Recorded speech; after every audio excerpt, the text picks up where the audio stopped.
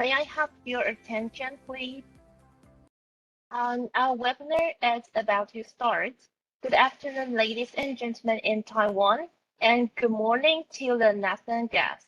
Before the meeting starts, we would like to remind you, please mute your microphone when you are not speaking, and please leave your question or share your opinion in the chat box. And the host will mute all participants during the meeting, except the content share. We will also leave the housekeeping rule in the chat box for your reference. So the meeting is started. I will hand to the moderator and co-chair Renee.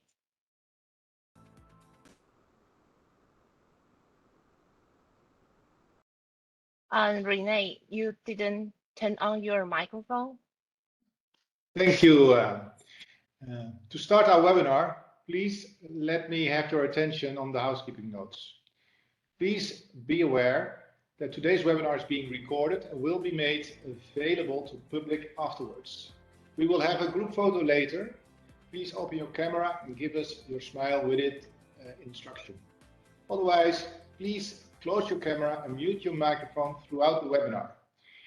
In case you have any questions to the topic, you can leave them in the chat room. Thank you for your understanding and cooperation. Ladies and gentlemen, friends in Taiwan and in the Netherlands, good afternoon and good morning to all of you. My name is René Beerboot. I'm the Deputy Representative of the Netherlands Office Taipei. Welcome to the Netherlands-Taiwan Floating Offshore Wind and Hydrogen Energy webinar. We all know the world is working on the topics surrounding net zero, sustainability and ESG strategies. Taiwan and the Netherlands are also doing our best to build up energy solutions. While all the works are ongoing, how can we transit our current fossil energy fully to green energy? What are the potential areas that might be good for collaboration between Taiwan and the Netherlands? And those topics will be discussed today. And I would like to thank you for joining today's event. It's great to see so many people from both places present here today and also experts presenting here. It tells me there is a serious interest and commitment to learn more about each other's solutions, which is really a good start. In today's program, we will split it up in two parts on two topics with 4 speakers in total. Each part will also have a Q&A session for its topic, and we will start the floating offshore wind topic first, and we follow with hydrogen energy. But first, we will have opening remarks. And in my position as Deputy Representative, I will give you opening remarks. As one of the organizers of today's event, it's my honor to welcome Director General Yu to join me for hosting this webinar. Together, we want to welcome distinguished experts and all ladies and gentlemen who are joining us today. I'm glad to see so many participants attending the webinar today. That's really much appreciated. The cooperation between Taiwan and the Netherlands in renewable energy and offshore wind can be dated back to 2015, when the Bureau of Energy and the Netherlands Enterprise Agency initiated bilateral cooperation agreement on energy and innovation. Thanks to our MOU with the Bureau of Energy, Taiwan and the Netherlands have had fruitful exchanges and cooperation in the offshore wind sector. It's our honor to witness the surge of offshore wind development in Taiwan in the last few years. For us, Taiwan is a very important market and partner. We are glad to see that the Dutch companies providing services in Taiwan have made efforts to develop the local industry. We would also like to express our gratitude to the Bureau of Energy for their continuous support. Under the wave of energy transition and the goal of sustainable development, the construction of offshore wind power in Taiwan has gradually matured, and we have experienced this process together with those Dutch companies serving in Taiwan. And alongside with this continuous development, the coastal areas in Taiwan and many parts of the world will soon be saturated. Floating wind turbines will thus be the opportunity for enhancing offshore wind energy supply from deep sea areas. Focusing on this international trend, hydrogen energy is an important innovation to be utilized to distribute energy more efficiently on the way to leverage the application of green energy. The Netherlands has accumulated broad maritime experience and expertise from the oil and gas industry, which enables us to contribute to offshore wind power generation and hydrogen transportation. The government of the Netherlands is significantly ramping up the building of offshore wind farms and aiming to be the leading light in the green hydrogen revolution for Europe. Our ultimate goal is to generate sufficient green energy with the offshore wind farms, so to use it on green hydrogen production on land. Today, we'll be looking at floating wind technology and hydrogen power in the Netherlands and Taiwan to further achieve the net zero energy transition goals we all share. We have present here today our experienced expert, Mr. Bob Meijer, Director of Offshore Wind Energy Research and Development, to share the innovative floating technology in the Netherlands, and Mr. René Peters, Business Director Gas Technology from TNO, to share about Poseidon, the world's first offshore green hydrogen production program in the Netherlands. And facing the new technologies, there will be new challenges in various aspects, and we also have to look forward to see new solutions for those.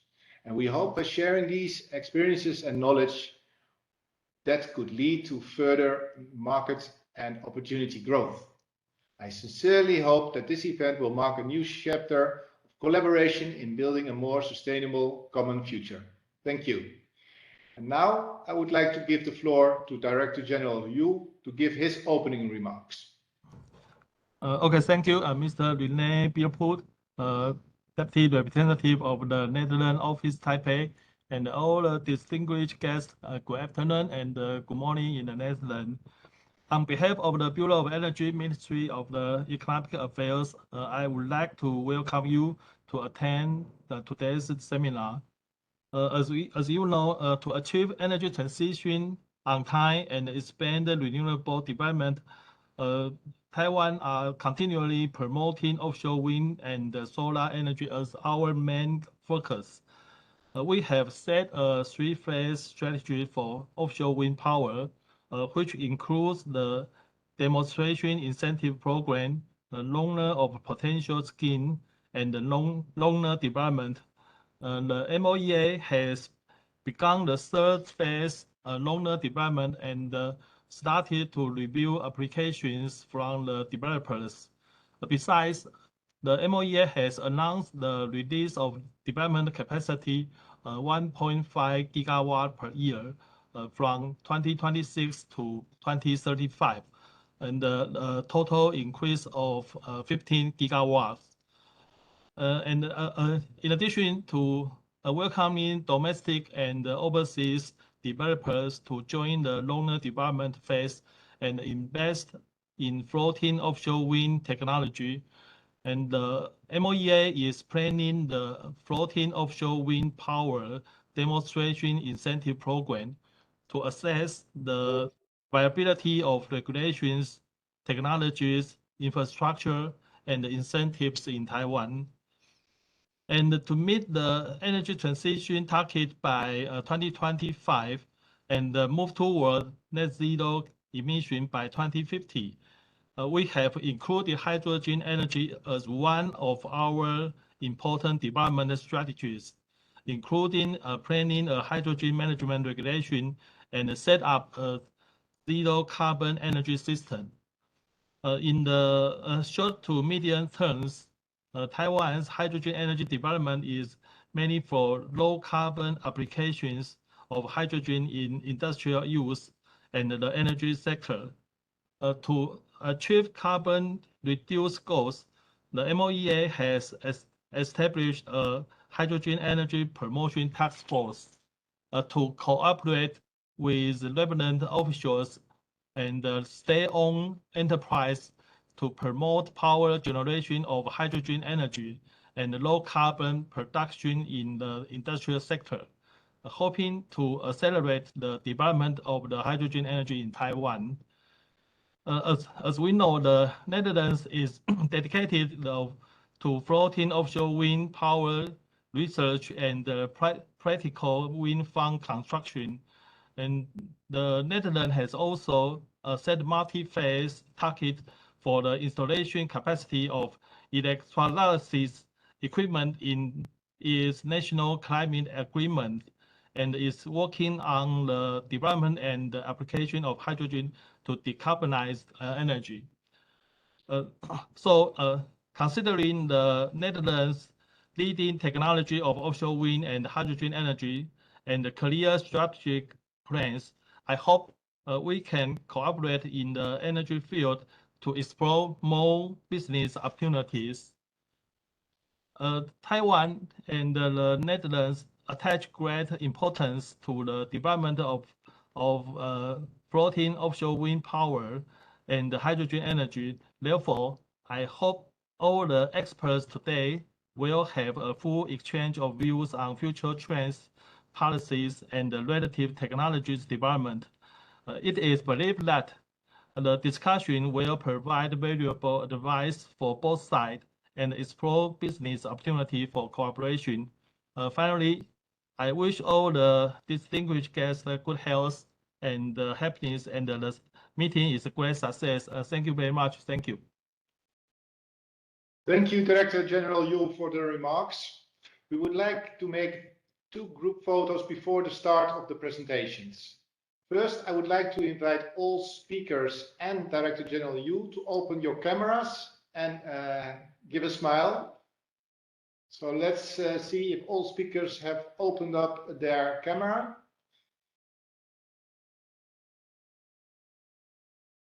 I guess we are there. Yes, so let's make 1 photo. 3, 2, 1, go. And now I would like to ask all other participants in this call to open their camera and give a smile so we make a real comprehensive group photo. So I would like to ask everyone to open its camera to have a group photo together. Okay. 3, 2, 1, go. Thank you. Thank you all for having this group photo. That brings us to topic 1. It's the first part of today's webinar, and it's about the development and the prospect of floating offshore wind power. Dr. Chun from the Bureau of Energy and Director Bob Meyer will share on this topic their ideas and views. Dr. Chun is the Director of the Energy Technology Division from the BOE. He has experienced many roles in the renewable energy field as well as wind power in various government units, and has accumulated extensive experience and knowledge in this area. Mr. Meyer is the director of the TKI Wind op Zee, an organization coordinating and facilitating research and development and innovation in the offshore wind sector in the Netherlands. He has worked in offshore wind energy since 2007 in various roles in various countries. First, I would like to invite Director Chun to start the topic with us. Okay, thank you, Chair. Do you see my screen? Yes, we do. Okay, thank you. Good morning. Good morning, I think good morning for the Netherlands friend, and also the good afternoon for our local Taiwan partner. I'm Tong Xiancheng from the Bureau of Energies. I want to share the floating technology in Taiwan. And my presentation will separate into the 3, I think will be the 3 parts. First will be, I think I want to share some global floating market. The second is talk about Taiwan's we so-called net zero emission policy in year of 2050s. And the third part, it will be about the policy of the offshore wind energy development. I think that the key part will be the outlook of the floating wind wind energy in Taiwan. For the first part, I want to share some information about the so-called global offshore wind market. Based on this slide, you can see that I think that after year of the 2050s, we have some so-called offshore floating offshore wind energy. The installed capacity will be about 7 mega in that time. Based on the after the year of the 2015, I think that for the year of 2021, I think our cumulative capacity will be about 140 mega. And some countries like Norway, Portugal, and Japan, even for the UK and France and China will be have some so many floating wind farms in that time. So for the year of the 2021, I think we got about 57 mega in that time. No, UK will be about 48 mega, and China will about 5, and Norway about 3.6. Means okay, I think the floating wind market will be increased, and maybe after the year of the 2020, the floating technology will be increased in the near times. So for all the people, all the countries, we must consider about how to deploy about floating technologies. So based on the overall market, we can see that the floating market will be increased maybe in the near time, especially for the net zero emission target. So the floating will be the one choice, especially for the floating technologies. So for this slide, we talk about okay, we have the big market. So we see about each different of the floating wind farm in different countries. I think for the year of the 2017, we got about 30 mega capacity for the wind farm. So the foundation type will be the spar. So they are also in the UK.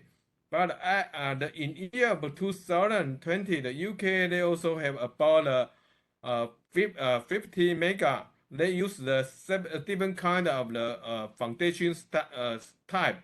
Will be about a semi-sub. So based on this market, we can see now that the semi-sub and the spar will be the key major foundation topic. And in year of 2022, they have some big one, we so-called big one wind farm. It's about 88 mega in Norway. So we can see now that okay, the capacity of the wind farm will be increased in the near time, even from the small one, 7 mega to the 30 mega, even to the 50, and we'll go to about 100 mega in the near times. So a floating market will be increased, and the capacity of the each wind farm will be also increased in the near times. So based on the global market information, so we consider about how about Taiwan? Taiwan, how we deploy about floating technologies. So based on the Taiwan market, I want to share some policy information about Taiwan. I think at the end of this March this year, Taiwan just announced we so-called Taiwan pathway to the net zero emission in the year of 2050s. So the Taiwan want to reach about a net zero emission target in the year of 2050s. So based on this policy, we can separate into the different part of the item. First will be from the supply side of the energy. We need some so-called energy transition in the year of 2050. The other side will be the demand side of the power system, we so-called industrial transitions. So based on this supply side and also the demand side, we also need about the lifestyle and also the social transition in that time. So based on this for the item based on these 4 pillars, I think we need some also called foundation. Foundation means that okay, based on this transition, we need some R&D budget. We need some R&D money to support for all the energy transition or the other side of the transitions. And the other is about also called legislations. Based on this mechanism, we need some also called law or regulations to support all the transition in different kind of pillars. So based on this target, based on these foundations, I think Taiwan we choose about the 12 key strategy to support all the transition in these 4 pillars and 2 foundations. I think first one will be about wind and solar. I think it's commercial technology, but we still need some R&D budget to support for the wind power, especially for the floating or even different kind of the wind power. The second item will be the hydrogen. So hydrogen will be the other choice for the Taiwan we must do because we want to reach about little mission in that time. So based on these policies, we talk about okay. Based on this policy, I think Taiwan we just said about some a target, have a clear target for the different side. For the energy sectors, I think that for the year of the 2050, the 60 to 70% of the renewable energy will be in that time. So some new and emerging technology will be must put some put some budget to support all the new and renewable energies. By the way, also the hydrogen will be about 9 to 12% in that time. So it's about okay, based on the energy sector, we must have some new technologies. So based on this policy, so I want to share some information about Taiwan's policy. I think all of you will know that in year of 2012, okay, in Taiwan we don't have the such also called offshore energy in Taiwan. So in the year of 2012, we have the demonstration incentive program, and we just to put we just to give some incentive to the also called bottom fish offshore wind type. So based on the year of the 2012, okay, we are successful experience based on the bottom fish type of the offshore wind turbines. So in year of 2008, we have the first Asia commercial offshore wind farm in Taiwan, and the year of 2021, we have the other wind farm in the central of Taiwan. So based on this successful experience for the DEEP, we so-called demonstration incentive program. So we will go to the next phase. We so-called runner of a potential. Based on this one, we have the good successful experience. So we set into the 2 parts. First part will be by the saturation. It's about 3.8 giga, and by action is about 1.6 giga in that time. So okay, for the second phase, we have the target for the 5.5. The total will be about 5.7 giga in year of 2025. So okay, the Taiwan will go to the next one, we so-called the zonal development phase 3. So from the year of 2026 to the year of 2035, we will release about 1.5 giga to be each year to be the target.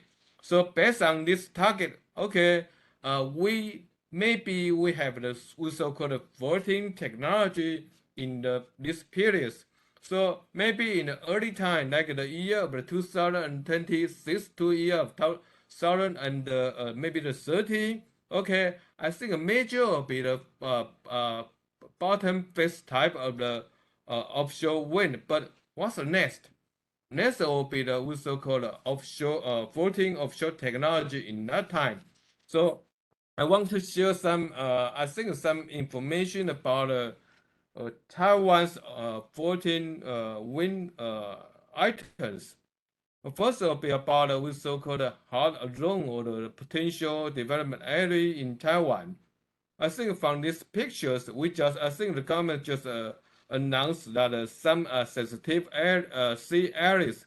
For this area is, I think it's a red line, means not all the developers they can put the turbine in the sensitive sea areas. So from these pictures, we can see that okay, at this moment, the so-called fisheries, we have some hot zone. One is in the south of Taiwan. I think we saw the Pingdong, they have the good potential, and the water depth is more than the 50s. So the people, the developer will be choose this side to be the so-called good of the floating technology here. The other one will be in the Penghu. I think some island in the Taiwan they have hard zone, so that some people and some developer will be choose this area will be the good zone for the offshore wind energies, for the floating offshore wind energy. The other zone is on the also called central of Taiwan in the Hsinchu in the Taichung. So the water depth more than maybe the 70 meters or the 80 meters.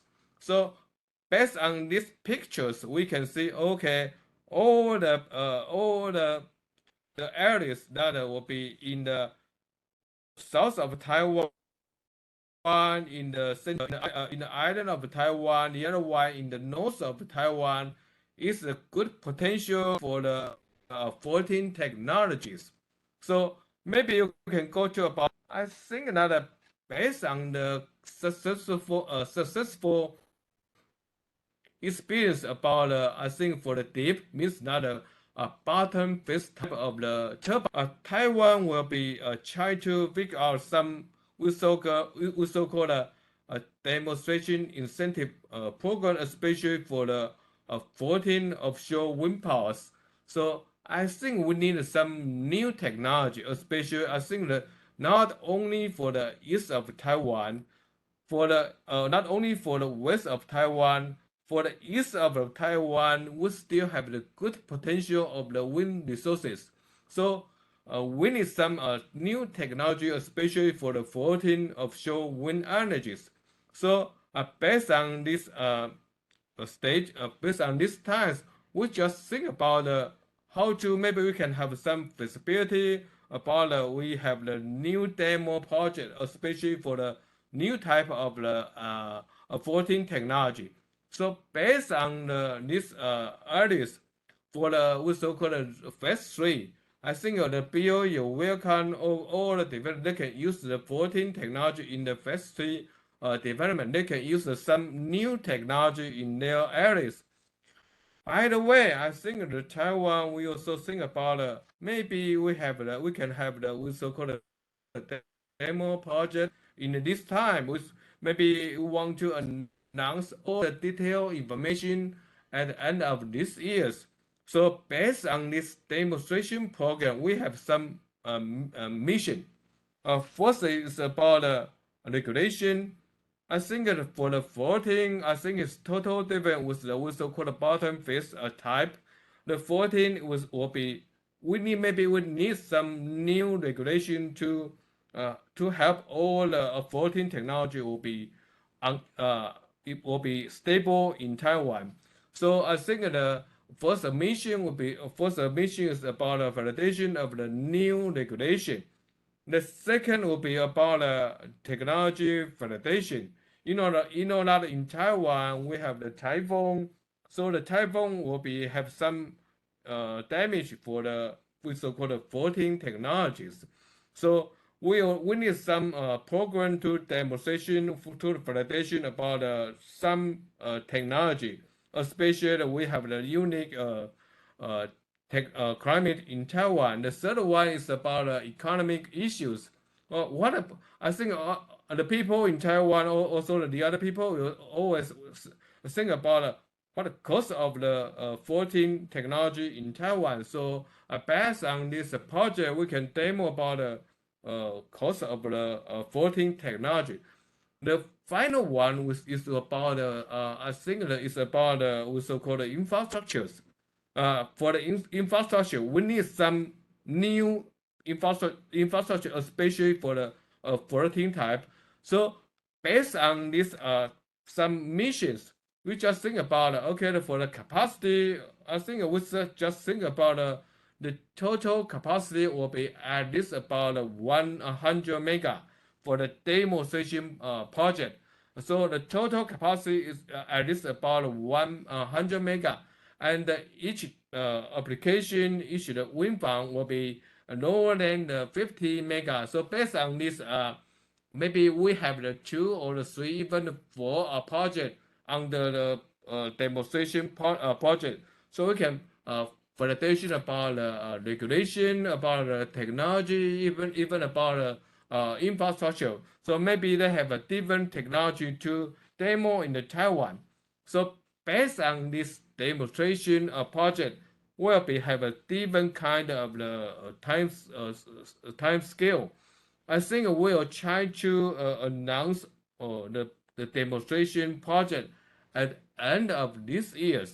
And before the announce, I think we will call all the meeting and try to give have a different opinion to the BOE. I think we want to make all the project will be good enough, so everyone, every developer, they can join the game, they can join the project. The second, I think we want to the selection of the winner or the developers. I think we'll try to have the selection, the final winner about the end of the next years. So I think all the wind farm will try to grid commission in the year of the 2026. So the wind farm, the capacity of the wind farm will be small. So the 50 mega even will be, so they have the time to prepare all the procedure and all the infra or even some kind of new technology in that time. So the grid connection time will be in year of the 2026. We will set some target for this project.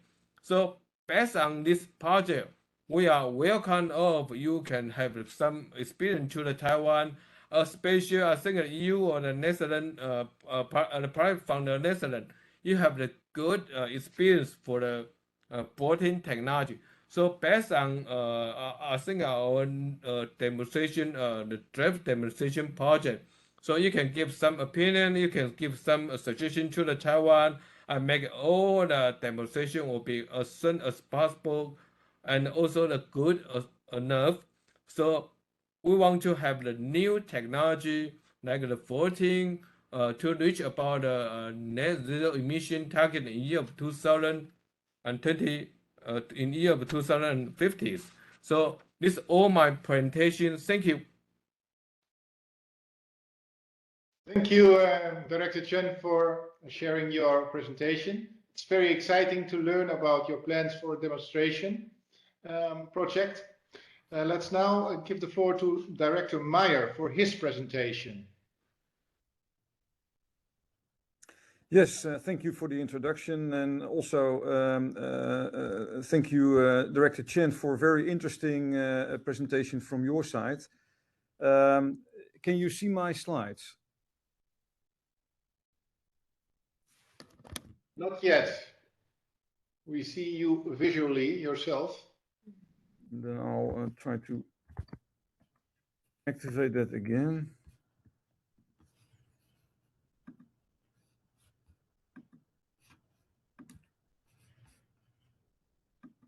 Now you should see my slides. Yes, we do. Thank you. Okay, thank you. Yeah. And again, thank you, Director Chen, for also setting the scene for this event, by sketching the global developments in floating offshore wind or in wind energy in general. I'd like to say a few words about the innovation program that we run in the Netherlands that also targets, of course, floating offshore wind, but also has a wider scope. And we define our program based around the challenges that we see in upscaling offshore wind, whether this is bottom fixed or floating. Now, our organization is consisting of a large cooperative of companies and knowledge institutes and universities, around 170 partners that work together in this innovation program. Our research portfolio currently covers around 350 projects with a total R&D value of around 400 million euro. And the innovation program basically has two types of projects.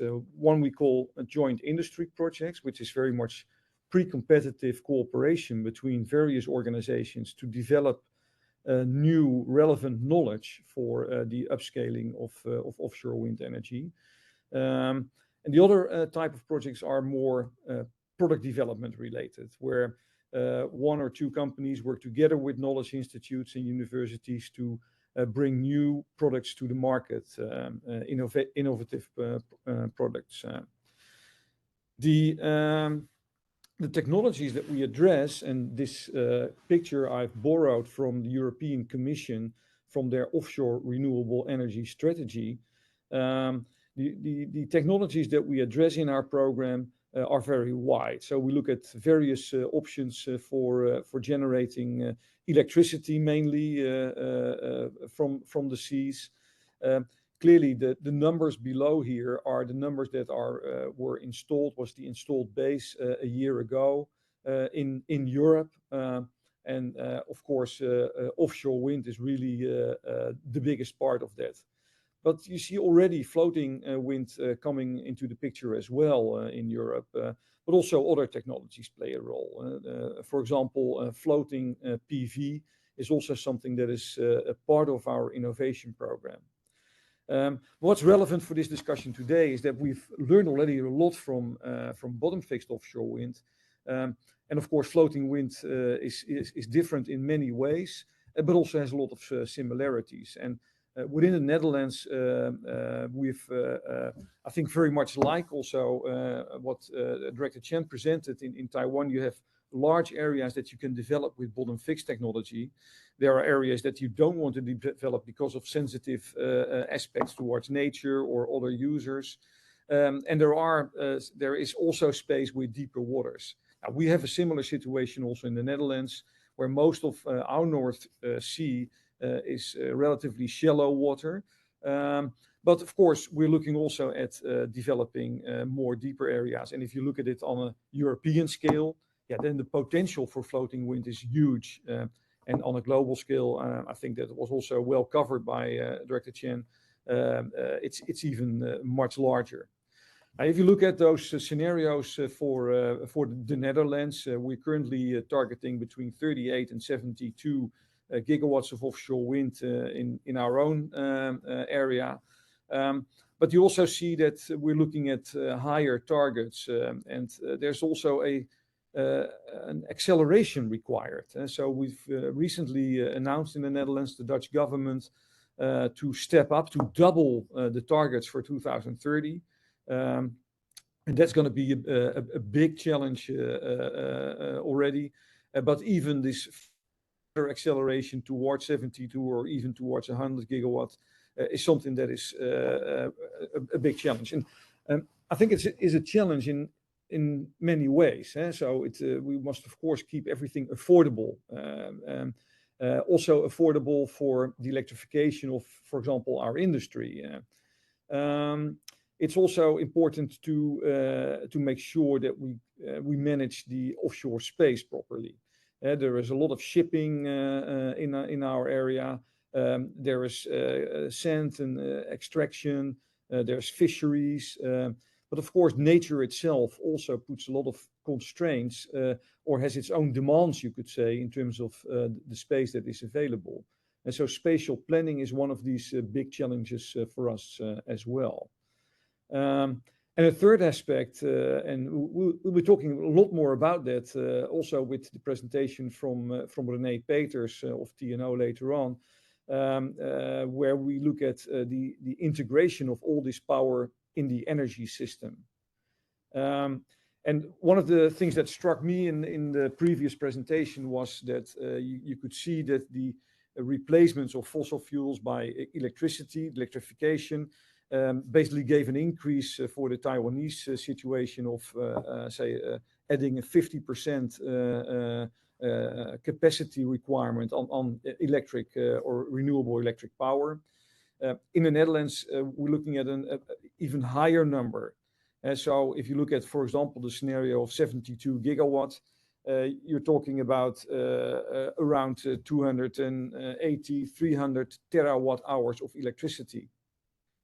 If you know that our current total electricity usage in the Netherlands is around 120 terawatt hour, then you see that it will almost triple. And behind that is the mass electrification of our society, in mobility, in households, but one of the biggest users of electricity will be the industry, for example, the chemical industry in the Netherlands. And so being able to integrate all this power into that energy system is going to be a major challenge.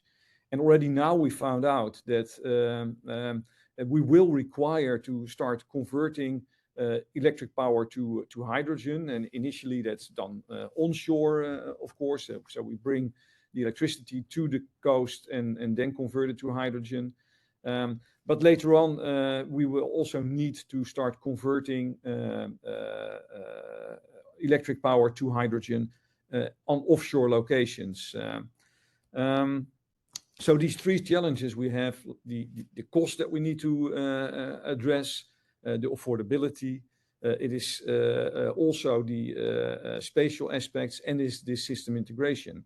Now, our innovation program targets these three areas, but there's also another dimension to this. Since you are scaling up, elements like circularity become more and more important. These wind farms will have a limited lifetime. So eventually, all those materials need to be brought back to shore and need to be given a new life in a different shape or form, or be recycled into other products. So that's something that is also getting more and more attention. And now it's still time, since we are scaling up and are the beginning of this big jump in scale.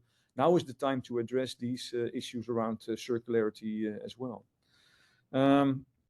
Now, I mentioned the spatial constraints that we have, and you may have heard that in the Netherlands, we are, say, teaming up with other European countries as well, with Belgium, Germany, Denmark, to look at how to implement these large volumes for these four countries. That will be 150 gigawatts in 2050. So how to address that? And in a way, if you look at the constraints that we have and the relatively shallow waters, expanding the development area also into deeper waters is becoming more important. And of course, this is where floating wind becomes also very important for the Dutch developments. We have the expertise and knowledge around floating structures in general, which we can apply to the development also for floating wind. Already now, a lot of Dutch companies are involved in the development, the transport, installation of floating offshore wind, with some, say, their own technology that has been developed for this as well. And we want to take this to also a next level in our innovation program. And in a way, I also feel like challenged by the remarks of Director Chen about the demonstration projects in Taiwan. And there may be many opportunities, in fact, for cooperating in this between the Netherlands and Taiwan. So that really sounds very interesting. So looking into the further development of floating offshore wind becomes more and more important. I was going to skip this slide. I'm sure that René Peters will say more about the developments of hydrogen production offshore. So what I would like to say about this is that there is a very basic reason why we want to do it, and it's also related to cost. And so if you transport electricity to shore by cables over long distances, because we are really expanding the search areas for offshore wind developments, then the transport cost will be very high. And once you've installed a pipeline, or there may be existing pipelines also, then transporting hydrogen through those pipelines is much cheaper. And this is why we are looking at those developments for, say, both wind energy developments that can connect to platforms on islands, possibly, for production of hydrogen, and then transporting this to shore. So in this picture, you can see really see all the potential options that we have there, also for storing hydrogen and under the seabed. So all these elements are part of our innovation program, and the perspective for floating wind. We also like to take that even a step further. If you look at developments on the high seas, where it may no longer be possible to connect these wind farms either by pipelines or by cables to the shore. And this is where we anticipate developments of floating offshore wind farms that may include also floating production facilities. Marin, a research institute in the Netherlands, for floating structures, that they have launched the concept of the green FPSO, the floating production and storage platform for hydrogen, where the electricity is brought together, the electrolyzers are installed there, hydrogen is produced, and the transport will then be by tankers transporting, so ships transporting the hydrogen that is produced offshore. And this, of course, opens up a whole new area of innovations to make floating offshore wind available on an even larger scale. And so in my presentation, I've tried to cover the constraints that we see in upscaling offshore winds, which relate to cost. It relates to system integration aspects, and hence a conversion to hydrogen and storage also of hydrogen. I've discussed the spatial constraints also with nature and the other users. And we strongly believe by focusing on innovation, we can overcome these challenges and make offshore wind an even bigger success than it's already now. And at the core, at the heart of our innovation program is cooperation. Cooperation between companies, small companies, startups, large companies, knowledge institutes, like, for example, Marin and TNO, but also the universities, of course. And we don't want to do this on, say, a national scale only. We're a relatively small country, but we really see international cooperation also of one of the important aspects to overcome these challenges through research and innovation. I want to thank you for your attention, and I'm happy to answer any questions. Thank you, Mr. Meyer, for your presentation. That brings us to the questions. I have a question for Director Chen from the BOE. What is the vision of Taiwan's floating offshore wind development? What are the key considerations or challenges in your view? Yeah, I think it's a good question about the government's key issue for the promoting of the offshore wind energies. I think we will consider about the first priority will be how to get more green energies. I think it's important for the Taiwan, especially our local enterprise. They need some what's called green energy to to enforce their uh, trade competitiveness. So based on these issues, I think the government wants to support more green energy to our local enterprise. I think this is a key issue. The second issue is that that the Taiwan we have some side limitation how to make all the resources will be have the complete usage. So the government will be I think the very important role to arrange all the resources, especially the sea level resources. So I think that the key issues based on this the two topic, I think the government the other important will be support all the offshore energy. Like we will try to have the good platform, try to uh, decrease all the procedures, and we want to have the good also called offshore energy in Taiwan. Okay. Did I answer your question?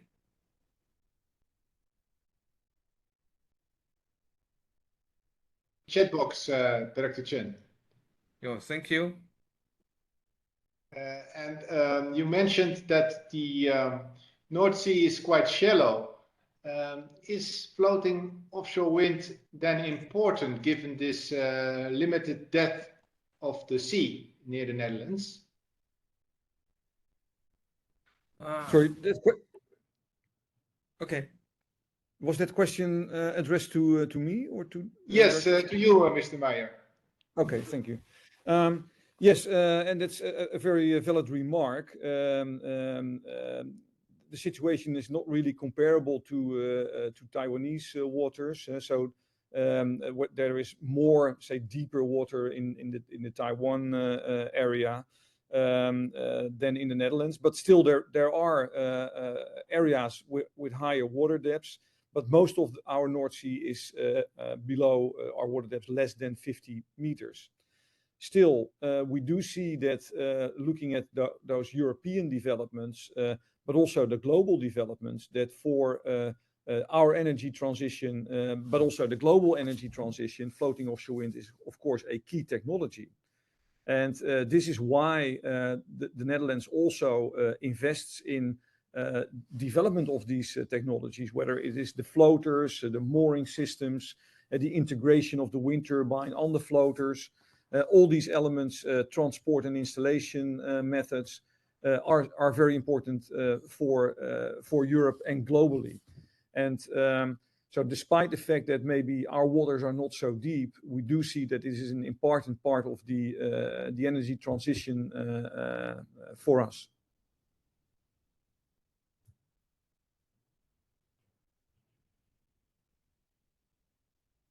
I can't. Thank you, Mr. Meyer, for this answers. That's very, very relevant, especially in light of the offshore wind as an international trend. I have a question for Director Chen. What policy drivers can the Taiwanese government employ to accelerate the development of floating offshore wind in your view? Okay, I think that basic just mention that it's a demonstration program. So I think the key issue is the government, how the public sector can provide some incentive to the develop, because that they have the uncertainty, especially for the new technology in new environmentals. So I think the basic, I think for the demonstration project, I think we will use the so-called feed intent for the project. So just mention for the bottom fish type, we use the bidding for the bottom fixed type of offshore energy, offshore wind farm. But for the demonstration project, I think the government will have some more incentive measures, like the feed-in tariff for the new type. We will try to have the tariff 14 technologies. So the other one will be the government will consider about do you need some capital incentive or capital incentive to the project, but we will seek all the different opinion from all the developers. If they can give some suggestion to the BOE, I think we'll consider about each one. Thank you. Thank you. We have received a question from the Taiwan Power Company for Mr. Meyer. Yeah, I think I have the question to the mayor. I think that the 14 type will be totally different from the bottom fixed type. So how to negotiate with a different potential stakeholder, like the fishery association, because for the 14 turbines, the 80 for the 14 turbines means not all the fishery activity will be not permit in that areas. So how to cooperate with the local fishery association? And do you have any new regulation or the new measures, especially for the 14? I'm just curious about a new regulation or the new measure, especially for the 14. Thank you. Yes, I'll try to answer the question. So this is a complex issue, the spatial planning on very busy areas like the area around Taiwan or the Netherlands. One of the, of course, important users of the North Sea are the fisheries. And in the permitting of offshore wind farms, say fishing is allowed, but not with dredging fishing equipment. So there are, and also with limited vessel sizes. So there are possibilities to also have fishing activities there. If you look at this on a larger scale, of course, dredging fishing, then it will be, say, displaced in a way as well. Now, again, we're looking at those spatial constraints on a very small scale. But if you make the, say, search areas larger, for example, through international cooperation on the North Sea, then these spatial constraints may be easier to mitigate. So that is one of the solutions. On the other hand, there is also an important, you mentioned yourself, a number of important transitions that are taking place in Taiwan. And also, say, from a social perspective, it is also needed to have a kind of a food transition that we're looking at in the Netherlands also. So that might mean also a conversion, or in addition to the current fishing activities, that passive fisheries are being developed more and more. So like fish farming offshore, aquaculture for food production, but also the oyster and other shellfish developments. So that is also a kind of a conversion that can take place in terms of changing the way we look at fisheries in our limited area. Does that answer your question? Yeah, thank you. I think it's just to mention that it's a complicated issues. So we still need time to cooperate with our different stakeholders. Thank you. Thank you. That leaves 2 minutes for one quick question to Mr. Meyer from the Taiwan Power Company. They would like to know how the Netherlands is facing challenges in their achievement of the hydrogen energy economy in the future. Are there any challenges in terms of policy, of regulations? It's quite a comprehensive question, so maybe you can quickly answer, Mr. Meyer. Well, I'm going to give a quick answer, and also ask my say Dutch colleague in a way, René Peters from TNO and the North Sea Energy Program, to maybe pick up on this as well. We're at the beginning, and so hydrogen developments, particularly offshore hydrogen, was something that 5 years ago was really well, we talked about it, but nothing really happened there.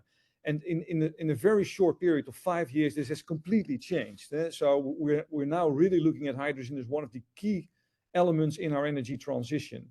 And that also means that while we are developing technologies, we're also developing policies.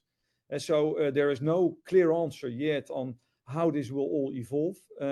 At the moment in the Netherlands, there are public consultations about, for example, the division of roles between producers of hydrogen and transporters of hydrogen,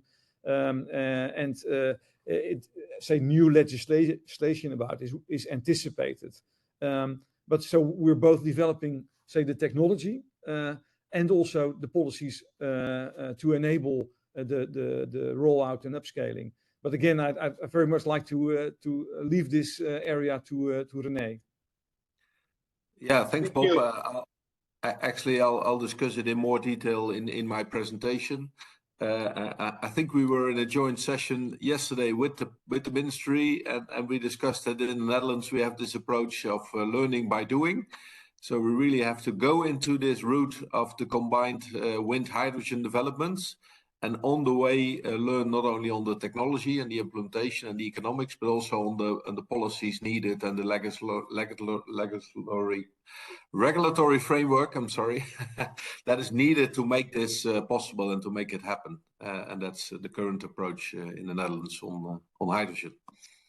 Thank you, Mr. Peters, for your answer. That brings us to the second part of today's webinar, which is to talk about the development and production of hydrogen power. And we will have two guests present here today. It is Business Director René Peters from TNO and Dr. Mingwei Yang from Taiwan Power Company, and they will share their views with us. Mr. Peters, in the first place, he is responsible for innovation in gas at TNO, a research and technology organization in the Netherlands, and he is also leading the North Sea Energy Program on system integration in offshore energy. And acting in several roles in various organizations, he's really a leading expert in research on production of gas transport and storage, LNG and hydrogen. A lot of times he's also quoted in leading newspapers in the Netherlands as well. Dr. Yang is a senior researcher in the Taiwan Power Research Institute of Taiwan Power Company. And he's an expert in applied hydrogen energy and in the power sector of carbon capture and storage and utilization. Let's first invite Dr. René Peters to start his presentation. Okay, thank you very much, first of all, for the invitation to participate. Really happy to contribute. Let's have a look if I can share my presentation, put it on presentation mode. Can everybody see it now? A few minutes. Yes. Thanks, great. Yes, I will discuss a topic that was already a little bit addressed by Bob Meyer and also in the discussion, green hydrogen production produced from offshore wind. Why that is needed, why we see this as a future scenario for the further development of offshore wind, and where it can enable also the acceleration of the deployment of offshore wind and the integration of all that green electricity or energy into our energy system in the Netherlands. First, a little bit about myself and the organization, which you may not know. TNO indeed is an applied scientific research organization. We're independent of government and industry, and we act as an advisor to the government on its policies, not only on energy, but also on healthcare, mobility, basically you could say societal themes. And we also work together with industry, sometimes in public-private partnerships, to actually bring new innovations and technology to the market. And obviously, hydrogen is a key area of importance where a lot of innovations happen and where a lot of piloting and demonstration projects are initiated and going on. And I'll focus on one, which is the combination of hydrogen production from offshore wind, which we test in a pilot offshore. It's called Poseidon. I'm in TNO already for some 22 years, actually even a little bit more. And I'm also connected to industry associations like the RRO, which is a supply organization for the offshore sector, traditionally oil and gas, and also renewables, offshore renewables, and the World Energy Council, but then the Dutch section of that. Let's go to the next slide. So looking at the North Sea area, and this is the area, not only the Dutch sector, but also the UK sector on the left, and a little bit the German sector on the top. As you can see with the dots, these are the oil and gas platforms still producing oil and gas from the reserves that we still have, although the fields are maturing. And in the blocks, you see the areas where offshore wind is planned or being developed or already in operation. And actually, this picture is from last year. Meanwhile, many new locations have been selected for development of offshore wind in the Netherlands. So this is expanding over time. But what you see is that these areas of the traditional oil and gas, which not only has the platforms and the production sites, but also a pipeline network offshore, and the wind parks and the wind developments are actually quite overlapping. And we think that also gives an opportunity to actually create value from the combination of the electrons from offshore wind, the molecules from oil and gas, and the future carriers like hydrogen to make value of the existing assets to develop the offshore wind, but also to store CO2 in our carbon capture and storage projects to get rid of the CO2 produced from our industry clusters, which in the Netherlands are mostly located near shore, so near the industrial clusters and harbors in the Netherlands. So TNO is working with a lot of industry partners and governmental related organizations under the North Sea Energy Program to look at this complex puzzle, which we call offshore system integration. So we think moving from a traditional oil and gas production region, where with a strong industry in offshore oil and gas production, we can also build this connection and this bridge to the renewable energy, which will be mostly offshore wind in the Netherlands, fixed bottom wind actually, because we have quite shallow waters. We do have also some floating solar under development, and we see good opportunities to connect actually the traditional oil and gas production, which will still be there for the next decade, from with the wind produced renewable electricity and use green power to electrify these platforms to reduce CO2 emissions from power generation, for example. If the gas fields are depleted, we see good opportunities to actually store CO2, and also there you might need some renewable power to inject the CO2 in the depleted gas fields or aquifers. And then on the longer term, and actually that's where we're going to make a start at the moment, and also the pilot project that I will present is part of that concept, is actually that we will convert the offshore wind power into hydrogen to be able to transport the energy from wind parks far offshore, and then I mean, let's say beyond 100 kilometers offshore, in the form of a molecule to shore via pipelines. And the hydrogen is produced from seawater, splitted with electrolysis on the platform, for example. There could be other concepts as well. And in that way, we can also feed all the energy from offshore wind into our gas grid instead of the electric grid, which also gives opportunities to balance and store the energy for a longer period of time. So we're actually working on a new integrated energy system, which combines electrons and molecules, which actually links together these two parts of the energy system, so the electric energy system and the gas or molecule part of the energy system. And it also allows opportunities for storing energy for longer periods of time. We are considering storing hydrogen, for example, in salt caverns or depleted gas fields. And in the end, of course, also CO2 storage to also enable negative emissions for the industry.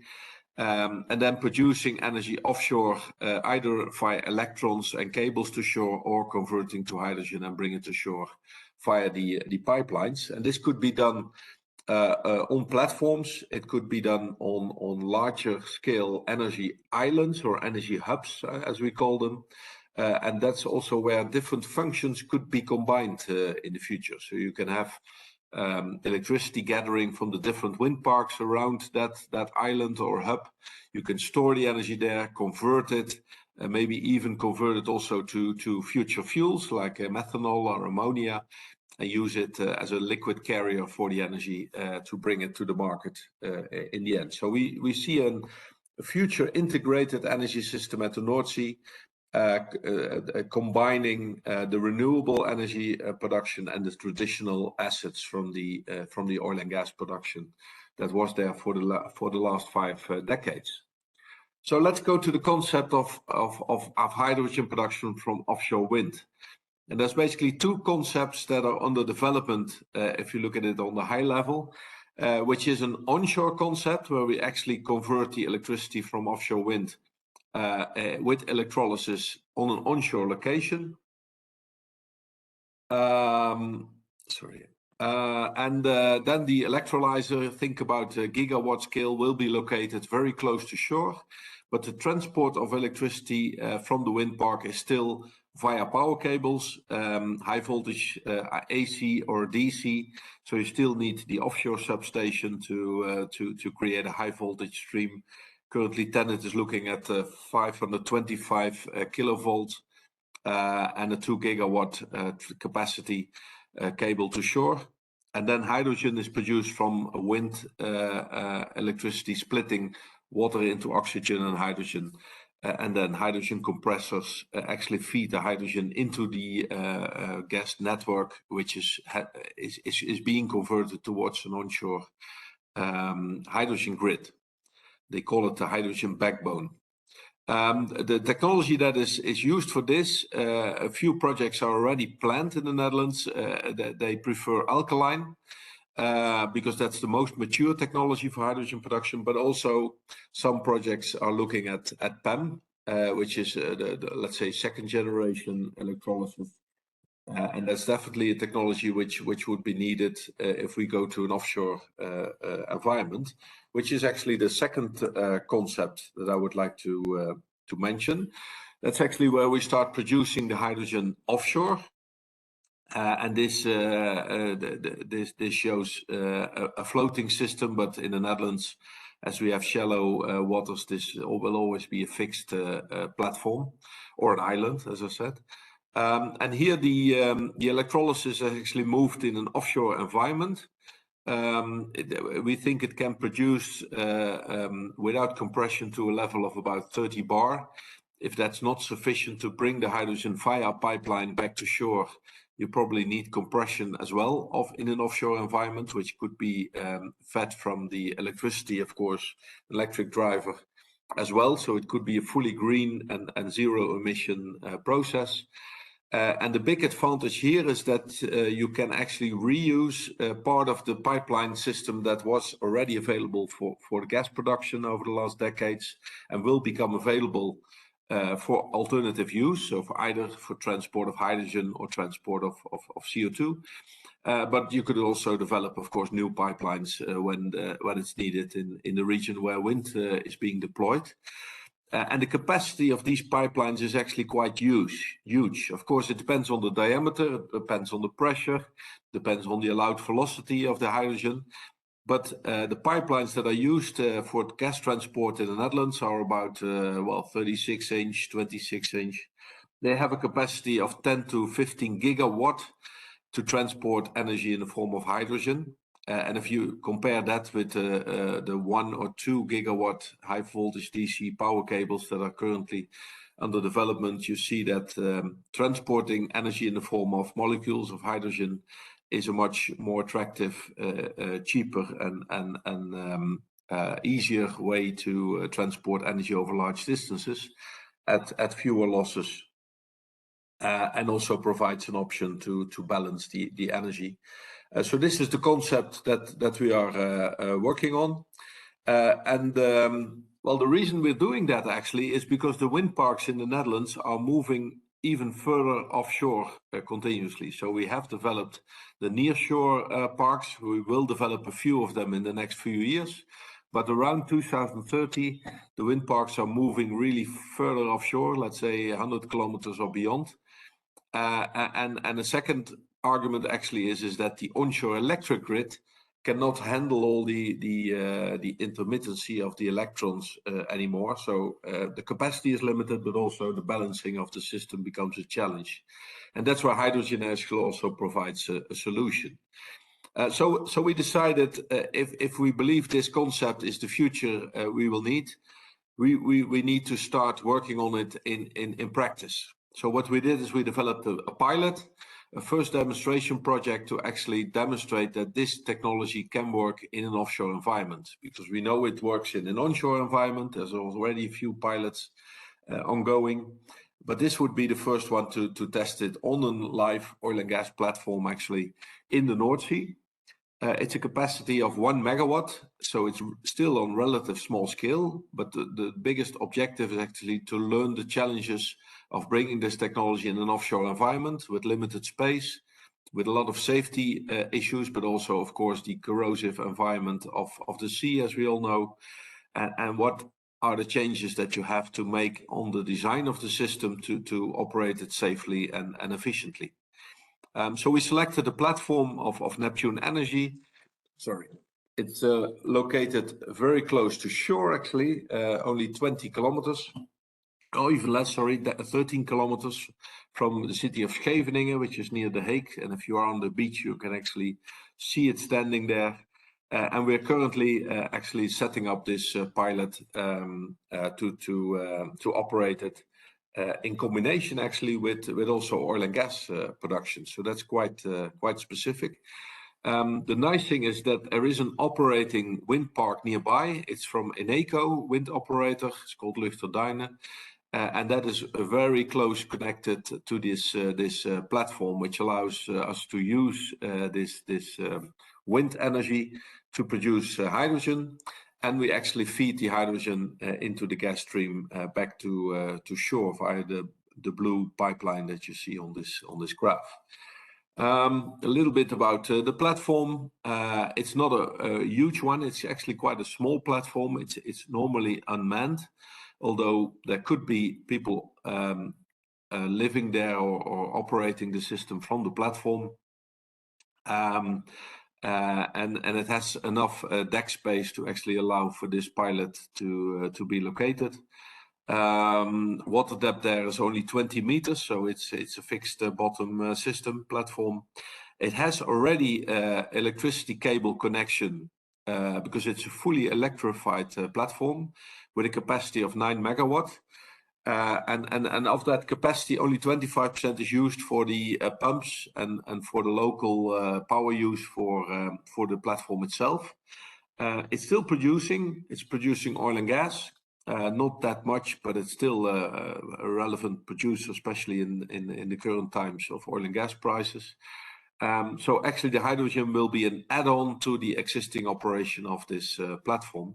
And we can use the green power that is produced from the offshore wind park, which comes to the platform via a power cable from shore. So this is the graphics of the pilot, where actually Poseidon stands for the pilot for offshore hydrogen production. And if you combine some of the letters in that line, you get the acronym Poseidon. We take, of course, seawater. We have to desalinize it, and the brine is disposed of in the sea. We use a standard reverse osmosis technology for that. We take the electric power used to split the seawater into, and actually the desalinated seawater into oxygen and hydrogen. 80% of the hydrogen at maximum is going into the hydrogen and the rest is heat and oxygen, which is being disposed of because we don't have a useful function yet for the oxygen or the heat. And then the hydrogen is actually admixed to the natural gas stream in a pipeline. It's also because the volume of hydrogen, of course, is pretty limited with a 1 megawatt pilot. And we bring it to shore in the industrial area of Rotterdam, where it's being absorbed by the industrial cluster, as it only contains maximum 1% of hydrogen, so it doesn't cause any challenge for the users of the natural gas in the Rotterdam environment. So what is our ambition of this pilot? Well, of course, obviously, we want to learn a lot about what are the challenges if you bring hydrogen production in an offshore environment. And then economics is very important, costs, because obviously bringing hydrogen in an offshore environment is much more expensive than having it onshore. But there's also a big saving, and the big saving is in the power cables and the transport of energy, which becomes more and more important if you move to far offshore wind parks. The savings could be really in the order of billions if you talk about multiple gigawatt production capacity. But on the other hand, of course, installation and operation and maintenance in an offshore environment is more expensive. So we want to learn how much more expensive is it to operate these systems in an offshore condition. We also want to learn about the performance of offshore hydrogen production, because obviously it's directly connected to wind profiles which are not continuous. So we will have some efficiency loss as a result of dynamic loading. And we want to learn what that is on the short term, but also on the longer term. Is there degradation? Is there a system performance change over time? How much maintenance do you need? How much inspection do you need? Can you operate it in a fully remote operation, or do you have to go there regularly for maintenance? And of course, we also want to understand the performance of the system as a whole. So the combination of desalination, electrolysis, and potentially compression. How can you optimize the system in an unmanned operation with remote control from the shore? There's also a learning aspect on the admixing, because we think we will transport hydrogen in an admixed form to shore. Initially, it will have 10% of hydrogen in the gas stream when it's transported from the production platform to a collecting platform offshore. That's P15, that's another platform. And then that's mixed again with other gas streams from platforms in the North Sea, and then about 1% is remaining at the Rotterdam area where it's being landed. So we want to understand how that works, because we see a transition phase where slowly the amount of hydrogen in the system will increase, and the gas part will decrease as the gas fields are in decline, and slowly the system of transport will be converted from a gas pipeline to a hydrogen pipeline. But you also want to learn about the integrity of the materials in the pipelines and potential degradation or risk of leakage.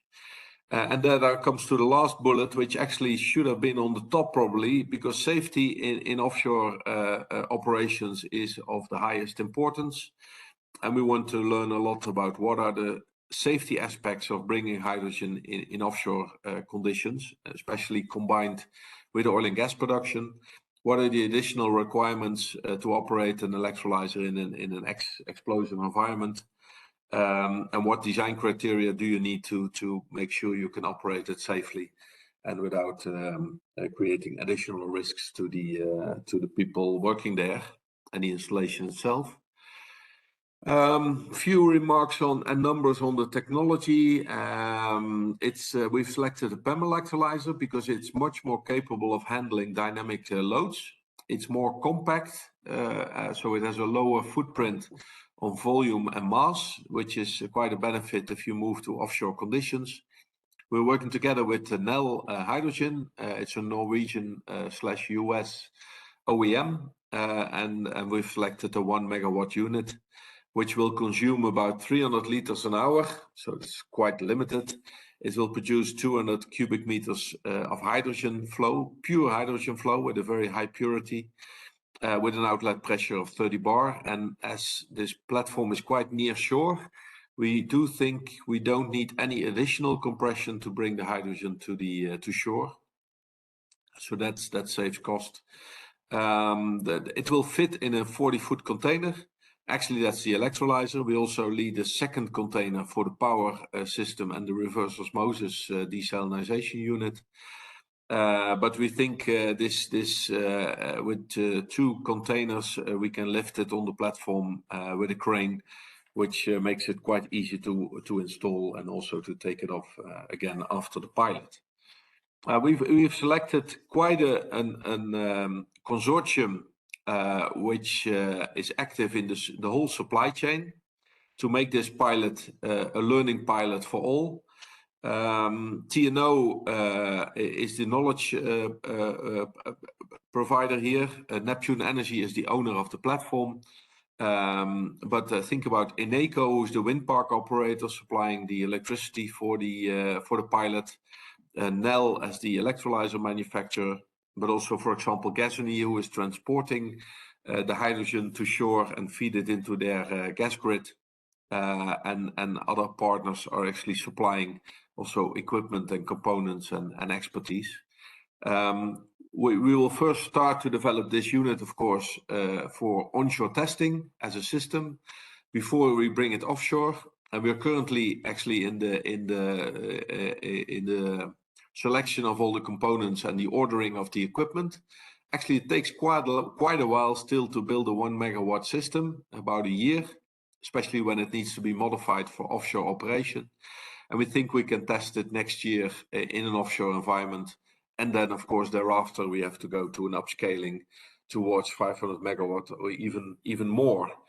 So actually, this process was already started in 2019 when we did our first feasibility on a pre-project for power to gas offshore. That's where the 2P2G GO comes from.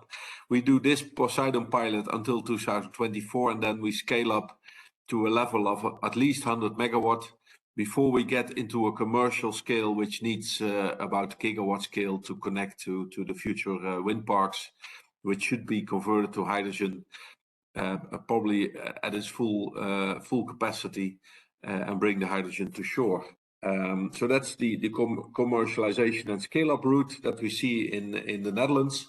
Not only in the Netherlands actually, but this technology is also being developed in Germany, in the UK, Denmark. So the whole North Sea area is actually looking at this combination of wind and offshore hydrogen developments. And in the North Sea Energy Program, we actually also work together with some 30 offshore suppliers and operators to work on concepts to bring this to a 500 megawatt scale, which could produce some 85 kilotons of hydrogen annually.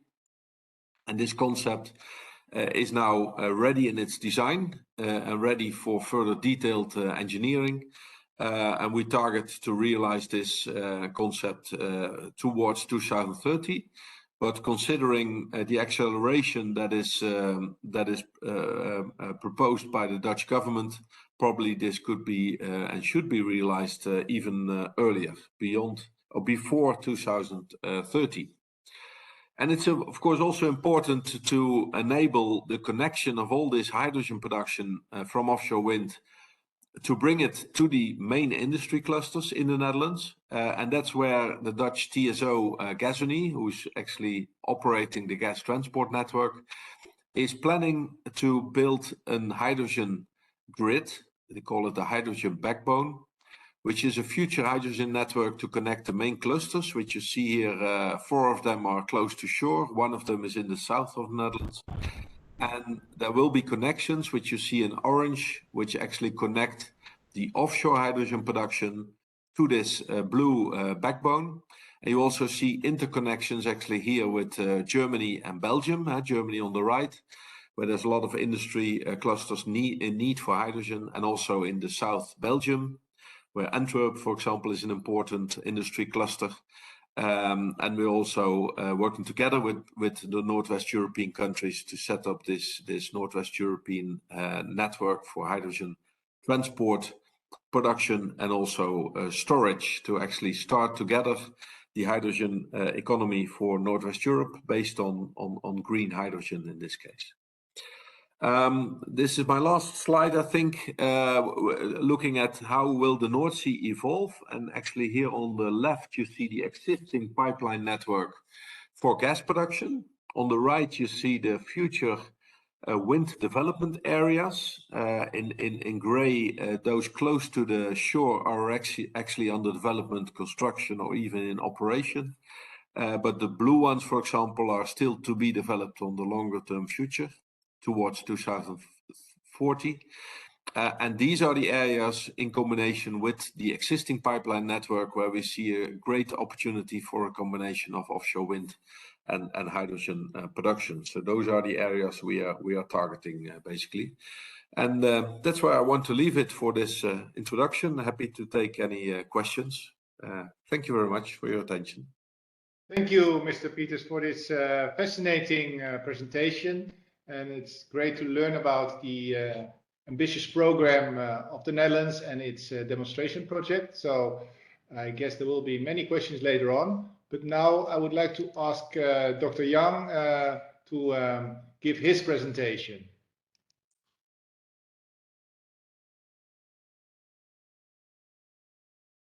To invite Taipower to share our opinion about hydrogen. Let me share my PowerPoint first.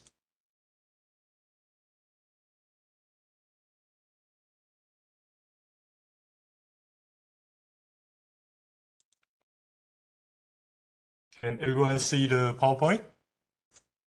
Yes, thank you.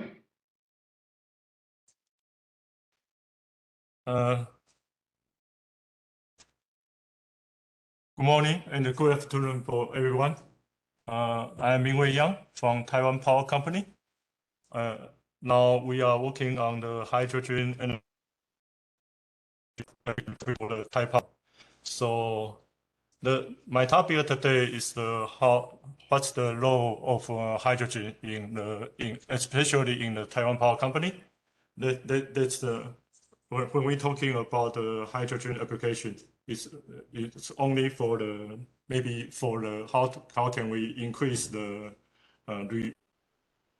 renewable, also decrease the CO2 emission. So in order to reach the carbon reduction goal, Taipower should find a lot of ways to do. So firstly, we are thinking about how can we deploy the natural technology like wind and solar as soon as possible. So as you can see from this picture, the wind and the solar, right now the technology is neutral. Also, the cost is quite compared with conventional power. But so those kind of natural technology, we should deploy the company first. And then when we increase the renewable installation, we should face another issue, like how can we operate high renewable. So we should install more energy storage. Right now, the energy storage just like mechanical energy storage or battery. Those kind of technology is major, also, but the cost may be high or the capacity is at those kind of application for the huge amount of energy storage, we should consider about hydrogen. So one of the hydrogen application will be used in the how can we store the excess renewable. Also, there are a lot of action we should do. Maybe Taiwan is an isolated island. We have some geothermal, also some ocean energy. So right now, those kind of technology just underdeveloped. So we should learning by doing. So, but hopefully we can apply all of the technology in the Taiwan. Taiwanese government just released how can we reach the net zero goal in 2050. The government just announced the pathway. How can we reach the goal? As you can see, for the power sector, we should cut around half emission in 2035. So it means a lot of CO2 emission today should be cut off. So for the thermal power plant, we should try to reduce their emission. We can do carbon capture and storage, but some of the power plant we cannot do carbon capture and storage. We try to replace the coal and the natural gas with hydrogen and ammonia. So by those kind of action, we can reduce the CO2 emission from the thermal power. So as you can see, in year 2050, in the Taiwan, for the power sector, we should have 60 to 70 electricity come from renewable. From hydrogen power generation, and around 20 to 27% will be thermal power with carbon capture and storage. For those amount of hydrogen power we should generate, we calculated the amount of hydrogen demand in year 2050 is around 2.5 million tons per year to 13.8 million tons per year. It's a huge amount. So we should for those kind of amount of hydrogen, we can offer them from our renewable, but most of the hydrogen maybe we should seek import from the foreign country. In Taiwan, we do have a lot of research activity related to the as you can see from the left side picture, we are just in the R&D stage. It means that there are a lot of opportunity in Taiwan can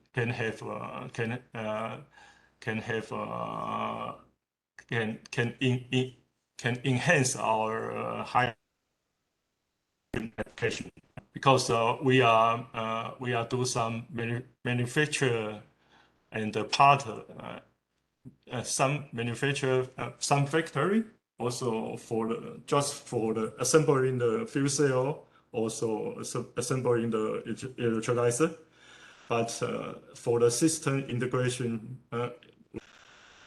we will not do too much. That's because from the right now the hydrogen application in Taiwan just so expensive. We should the cost of hydrogen application in Taiwan will be generally decrease their cost, so that we can have more for the hydrogen. So, but there are a lot of countries like America and United States, also Germany, also for the Korea. They have a lot of. They are doing much more than Taiwan. Maybe also for Netherlands, you have more, and we can learn something from your country. How can we increase our hydrogen application in Taiwan? So for the Taipower, there are there are two applications. Majorly, there are two pathways to use hydrogen in our first way is to as a alternative fuel to replace the coal and replace the natural gas. In those kind in those kind of application, the hydrogen and the ammonia may be coal combustion is called the natural gas in our conventional power. So it means that we can use the aged power plant and retrofit to use banded low carbon fuel to reduce its emission. So in this pathway, the difficulty is how can we establish the hydrogen value chain, because in this pathway, the hydrogen and the ammonia demand is huge. We cannot have those huge amount of renewable generation at those time. So maybe we should import from a foreign country. So if we import the hydrogen and ammonia from foreign country, we should think about how can we build the receiving terminal. Also, how can we build hydrogen and also for the pipeline and the transportation infrastructure. It's totally the new things in Taiwan. So we should think about that. And the other difficulty for this kind of application is how can we secure the hydrogen and secure the ammonia. It's quite a difficult thing. Because nowadays the hydrogen and the ammonia just generated from the fossil fuel. In the green ammonia and the green hydrogen, right now the supply is just limited. We cannot get those kind of green ammonia and green hydrogen. So we should think about it in which country, from which country we can get, and so there are two. So those kind of issues we should think about it later on. And the other way is we may use hydrogen as an energy carrier, also as an energy storage media to store excess power from the renewable. Now, right now, Taipei just finished some project for the offshore for the PV, but the amount of installation just also limited. Right now, we are using the renewable energy generated from offshore wind and from PV, and just in the power system. So we only generated the electricity and send to the grid for the application. But because the penetration rate in Taiwan right now just around few percent for the whole grid, but our government just announced the goal in 2025 we should reach the 20% electricity come from the renewable. But later on we will increase the amount of penetration to around 70%. In those time, in year 2050, maybe we have some time we may face some problem access from the renewable. At those moments, we should think about how can we storage a huge amount of electricity, access electricity from the renewable. Maybe one of the application is to generate hydrogen from the electricity and storage the later on use in power. So in those those applications, we think is a long-term goal. Maybe maybe come to the Taiwan maybe in the year of around 2035, 2040. So in those kind, trying to realize what kind of electrolyzer we should choose of, and what kind of mechanism we should apply to integrate the whole renewable and electrolyzer, also other battery storage and pump hydro, or so right now we have some study to how can we develop a scheme, and how can we develop optimal way to address the sizing of various equipment in the grid. Or some application like that, because Taiwan have some industrial application. Maybe we should use hydrogen as a heat source. So in those kind of application, maybe we should generate hydrogen and for power to gas application.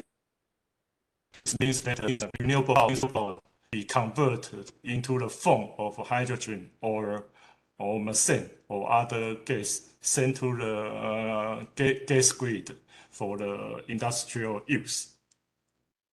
So that's the whole roadmap, or maybe I can say whole the power. So in the alternative field, we choose ammonia and hydrogen to blend it with coal and blend it with natural gas. Generally, we should increase the amount of coal combustion in the year 30. We trying to finish our single unit pilot to test about the co-firing amount is around 5% for the coal and ammonia coal combustion, and then increase the coal combustion rate around 20% 2030. Which we can reach the single unit pilot in before 2035, and then we will expand to another unit. So it means that in the year after 2040, all the coal should be retrofitted for the ammonia and the coal combustion. Also, maybe some of the unit will be retrofitted to carbon capture and storage unit. For the natural gas unit in the Taiwan right now, we also have some test program. In the 2025, we're trying to finish our first pilot to test coal combustion hydrogen with natural gas in the amount of around 5%. That's for one GT, and then we were trying to successful. We will increase the amount coal combustion rate around 20%, and then generator is expanded to another unit. So for the energy storage, for with the hydrogen application, and build some demo plan in around year 2030 to 2040.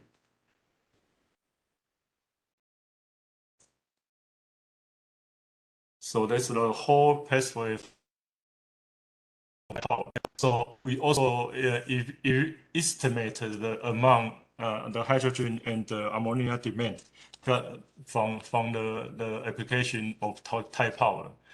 as you can see, the amount is quite huge. So we should from now to year around 2030 to 2040, we we will do we will have a lot of activity to evaluate what kind of infrastructure we should build and what kind of receiving terminal we should build. Also, what kind of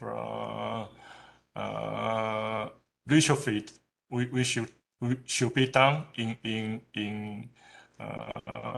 NGC in PC power plant.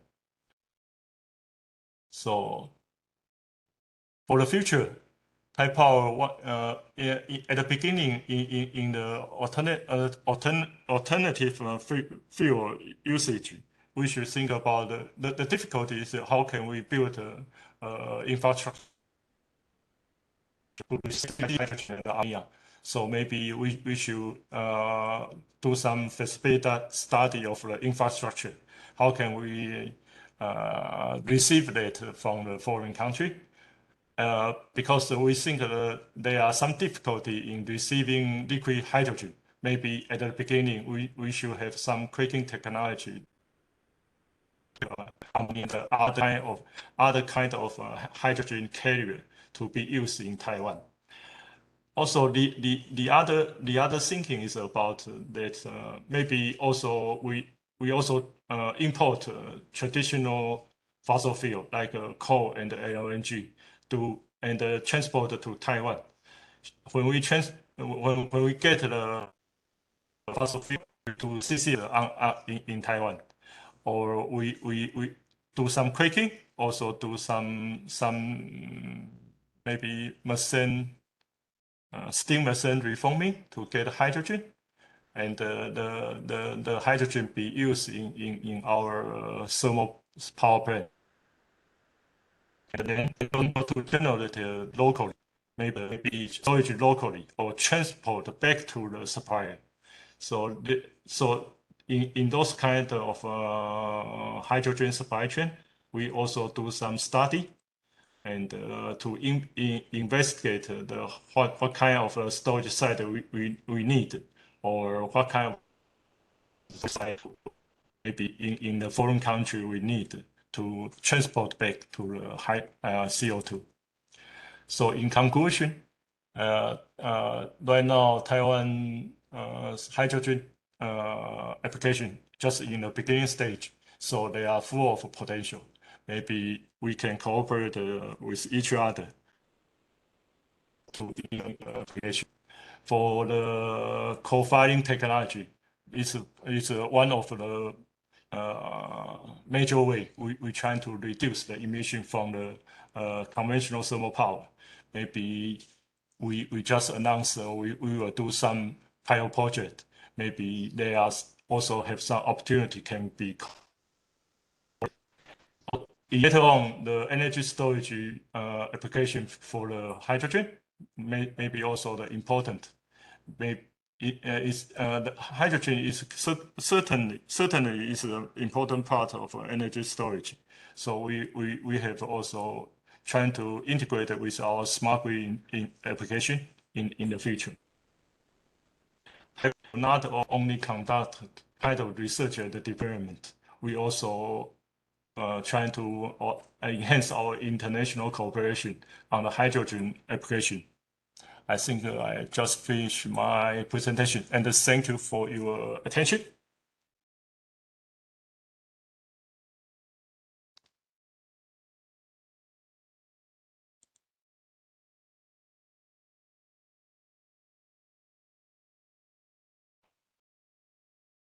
Oh.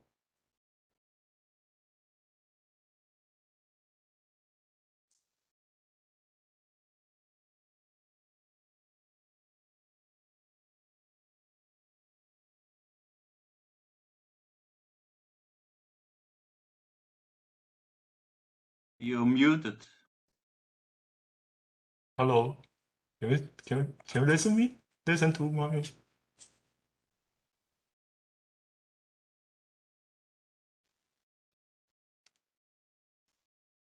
Renee, we can't hear you. Muted, sorry. Can you hear me now? You Yes, should we hear me can. now or not? Yes, we can. Okay. We have received a few questions for the speakers.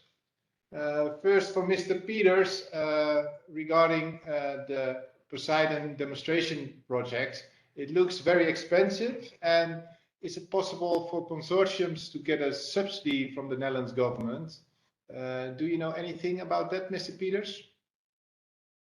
I do. Indeed, this is, of course, not a cheap project because it's a first pilot, and first pilots always, obviously, are more expensive than in the future, the large-scale implementation. This pilot indeed gets 40% subsidy from the Dutch government. It's from a subsidy scheme which stimulates pilots and demonstration of innovative technologies, amongst other in the area of hydrogen. So 40% is paid by the government, 60% is actually paid by the partners, which is partly because they all bring in their technology, their products, and their expertise, and that is valued in this project. So it's a combination of public funding and private funding. And well, it says, is there an obligation for those who get a subsidy? Well, obviously, we need to make a plan of this project, and the results should be published in public and should be shared with others, such that the next phase, the next upscaling of this technology, the learnings from this project can be used and implemented towards the next step. So that's really the requirement of receiving public funding, that we should also share the results in open. Okay, thank you. In that manner, it really serves as a catalyst for new development of these kind of technologies. Very interesting. We also received a question from Samuel, working for Sfugo, a Dutch company, for Dr. Young. The connectivity of both the energy and the hydrogen grid is an important part of the solution in the Netherlands. What are the implications or additional technologies required in the context of an isolated grid like Taiwan? Yes, this is also a difficulty issue for the Thai power. As you can see, as you know, in the Taiwan, we also right now we are just boost up our offshore installation. If it means that the distance should be longer to transport the electricity from the offshore to the Taiwan island. In those kind of situation happen, maybe we should consider to also, like Netherlands, to generate the hydrogen from the offshore and transport back to the Taiwan. But in those kind of situation happen, we should think about how can we store a huge amount of hydrogen, maybe in offshore, also in onshore condition. We should think about where we should have a storage tank or storage to generate the electricity back to the grid, because Taiwan is an isolated grid. So it means that we can connect to the continental grid for the balancing. So so we should focus how can we should look about the demand and the supply to seek a proper location, install hydrogen storage and install hydrogen generation for those kind of application. So in order to reach the goal, we should have an optimal scheme to select optimal size for each unit, like hydrogen storage and hydrogen generation, also electrolyzer. So those kind of issues we right now we have some research project going on. It's going on. So we can have some result and maybe can enhance our application later on. That's it. Can I ask an additional question maybe? Because indeed hydrogen storage, large-scale storage is needed to create a balanced system, especially if you are indeed having an isolated grid. What are the options for large-scale storage? I think in one of your graphs you showed underground storage. Do you have options for salt caverns or depleted fields where you can store it, or should it be in tanks in your case at surface? Yeah, for the underground storage right now, we just have a depleted natural gas reservoir. We don't have a salt cavern, so it's a big problem. So if we should storage a huge amount of hydrogen in a tank, it's a kind of limited capacity. So we also should find the solution. Maybe you can have we can have exchange more experience and information. I think also the difficulty issue for Netherlands, because if a huge amount of hydrogen, it's quite a difficult issue for all of us. Yeah, we are in the lucky situation that we have the opportunity for hydrogen, for salt caverns in the north of the Netherlands. So we do already have a few for gas storage, and we are adding one at the moment to start storing hydrogen also in salt caverns underground. So we do have options for large-scale storage, but there's also other technologies. So happy to share some ideas about that with you. Yeah, good. Thank you. Thank you. Are there any other questions at the moment? If not, I would like to continue with the concluding remarks, given the fact that we have extended our time mark at this present moment. So if not, then I would like to thank everyone for this discussion. And I would like to give the floor to DGU to give his concluding remarks for today's webinar. Okay, thank you all to all the guests.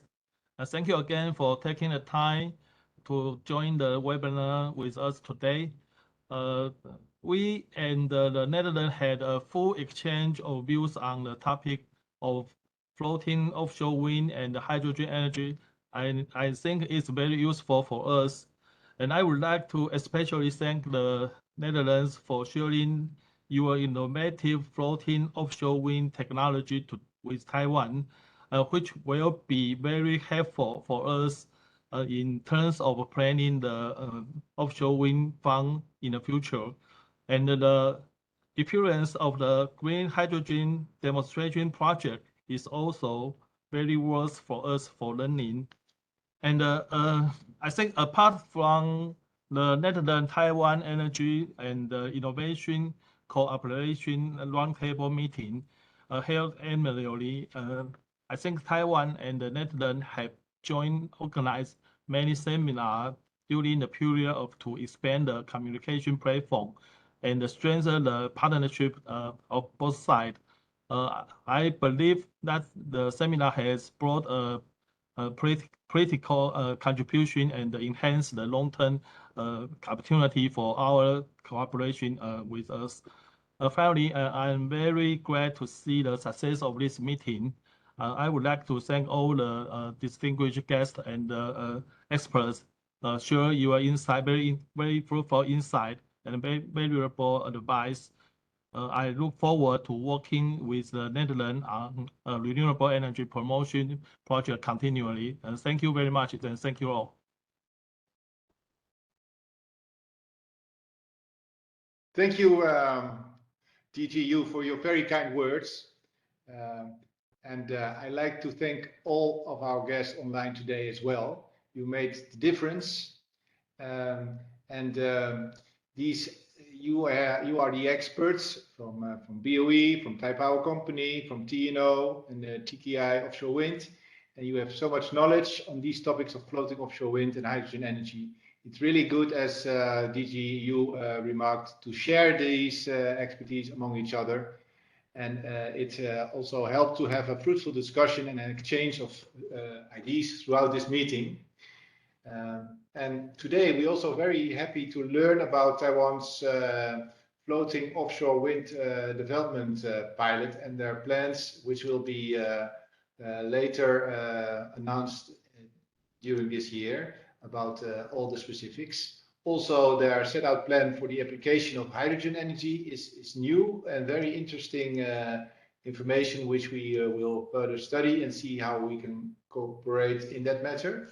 These areas show potential room for this cooperation, and I think it's really needed to make future projects viable and successful.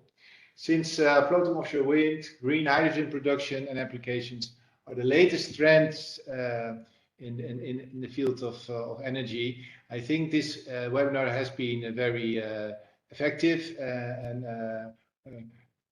I think it will also require that we will continue our cooperation with BOE, with the Netherlands Enterprise Agency and our office to continue this discussion on sustainable energy, exchange views and embrace this innovative technology for the next years to come. And I do hope that we all feel the same sentiment. So thank you all for your participation and contribution today. I can tell today's webinar is a success. I think it's really been a good webinar. So thank you very much, and I hope to see you soon, and I hope you have a nice day today. Thank you. Thank you. Bye-bye. Bye-bye. Bye. Bye-bye.